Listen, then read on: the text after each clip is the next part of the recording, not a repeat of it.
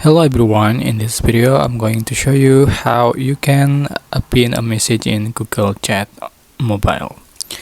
So you can open the Google Chat apps and select the composition that you want to focus. For example, I'm going to select this one, just select and select for the name and select pin.